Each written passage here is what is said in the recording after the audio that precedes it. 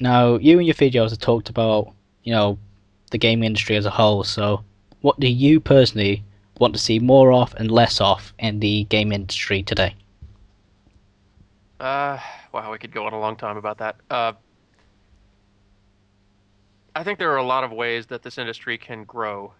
We are still pretty young as media go, and we're still a lot of the people working in games are still kind of learning to use our me the language of this medium. Like if you look at film and cinema, back when it first began, back when they first kind of discovered film, they would usually just they would borrow language kind of from stage and theater, which was about the closest relative they could find, and they would set up a camera uh, in front of people doing a stage play and just leave it filming because that's about the most that they could figure out how to do with it.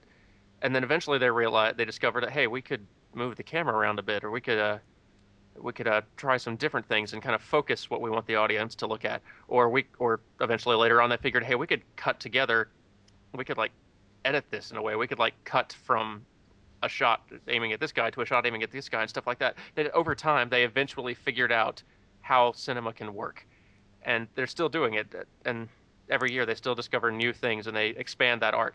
Games, we've borrowed a lot from cinema and from a lot of other media, but we're still kind of learning the language of interactivity and how we can use that for telling stories and for doing things. And so it's I think games are going to get better and better at what they do as the years go on and as the people who make games begin to understand how to make them better and more. Uh,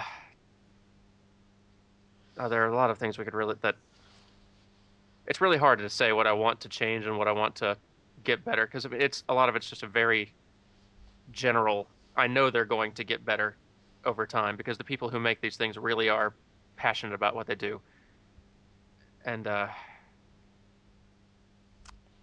trying to think of specifics. Well, you mentioned in your videos about story writing. That was one of the topics.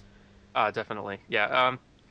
Yeah, storytelling is one category. I think it's one of the ones that we are really lacking in, just uh, as a medium, because basically up until now we have not really had much of a game writing kind of like category within the studio. Like having game writers on staff is a kind of a new thing.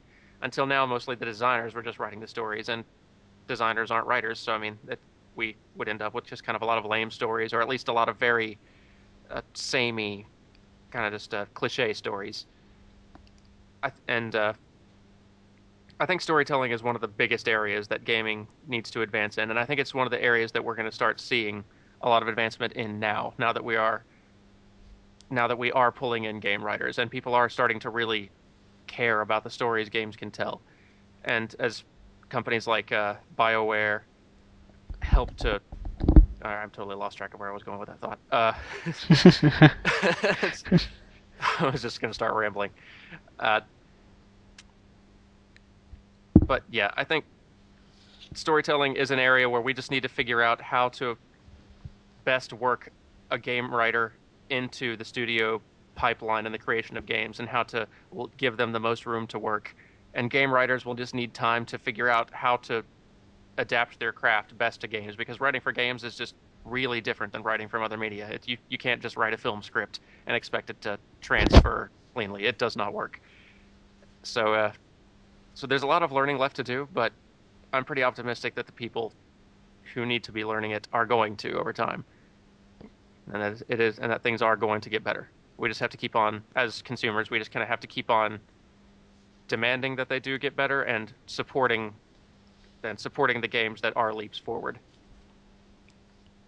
Now, there's always been like a thing in the history of games that games and movies don't mix. Yeah. I mean, would you agree with this in any way? I think they could mix. I think we just haven't really I don't think anybody's figured out how to adapt games into movies best or vice versa. How to adapt, wait, what did I say first? How to adapt games into movies or movies into games. Um, Obviously, we have not really had a video game movie come out that is a shining example. We haven't had Like for a long time, nobody thought that comic book movies could be that good.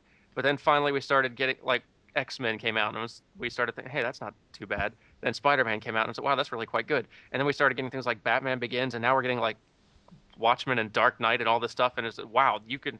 They figured out how to make the comic book work in cinema form. I don't think anyone's figured that out for games yet. I don't think anyone's figured out that formula or the best way to make that transition from game to movie. As for movie games, a lot of it is just that it's. I mean, you see these games on the shelves all the times that come out at the same time as the movies do. Like the Iron Man 2 will come out in theaters, and Iron Man 2 is on the shelves, on the game shelves that same day.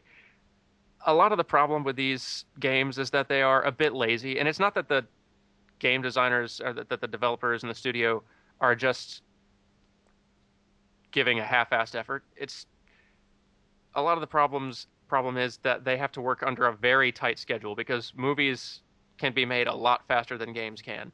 And I mean, 1 year turnaround for getting a game made is pretty fast. And a lot of times these guys may have to make a game in 6 months to 9 months. That is insanely fast. It's really, really hard to make a great game in that amount of time. A great big AAA like Xbox 360, PS3, Wii game in that amount of time. Besides which, they're not allowed to really be too creative with it. They probably just have to follow the story of the movie. There's not really a lot of room for the game makers to breathe.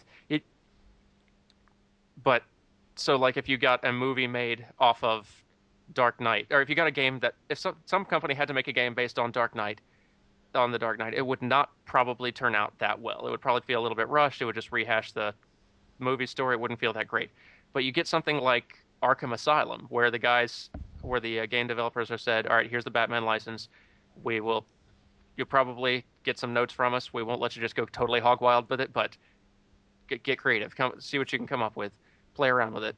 And they're given years to work on it, and they can put out a really great game. So I don't think that making great game movies is impossible. A lot of them are just cash-ins, but I think they could be made to work. They're just the environment that they have to be created in isn't very effective right now. So I don't know if that's really going to get better or I don't know, it may be. I've heard rumors or I've heard that trends are that. Blah, blah, blah, blah, blah. I've. It might just be me. It seems to me that these licensed movie title games aren't coming out as frequently as they used to. Like it feels like you're not seeing quite as many of them as you did maybe 5, 8 years ago. But I don't know. That could be just me. Maybe the industry is deciding that all right, these games are getting way too expensive to make anyway. People are wising up and realizing that these titles aren't that good. I don't know. I'm hoping that either they start getting made better somehow, or just that the habit dies off and people just focus on working on original ideas or movie to game transitions that make sense and have potential. That was Nah. a long wind. Sorry. No, you did well. Thanks. I Now, tend to rattle on if I'm given the opportunity. fair enough, fair enough. Uh, Now, one last question. You mentioned that your next topic is going to be about music. Any hints of what will come after that? Well, let's see. I think the one that's the one we're working on right now is the music one. We tend to try to work like a week or so ahead, so Allison has time to make the art, and so the Escapist guys have the file in time. I think the very next one that's going to come out is going to be kind of talking about the term gamer, and the episode after that will be the music one. After that, I believe we're going to be talking about this Project $10 thing that EA started kind of over the last year.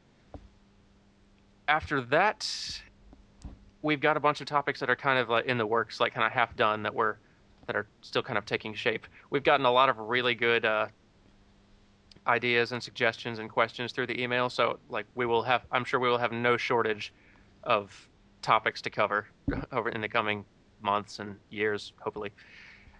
So I'm really excited because with every script James sends me, I learn a little bit more about games as well. So I'm getting to learn along with everybody else who is watching the series. I just get to learn it a few weeks early. So yeah, I'm looking forward to the future of the series. I think it's going to be fun for me and hopefully for everybody who's watching too. Well, thank you very much for coming on the show. You've been a terrific guest. Oh, thank you. My pleasure. Ladies and gentlemen, Daniel Floyd. I've been Caboos15. Catch you next time.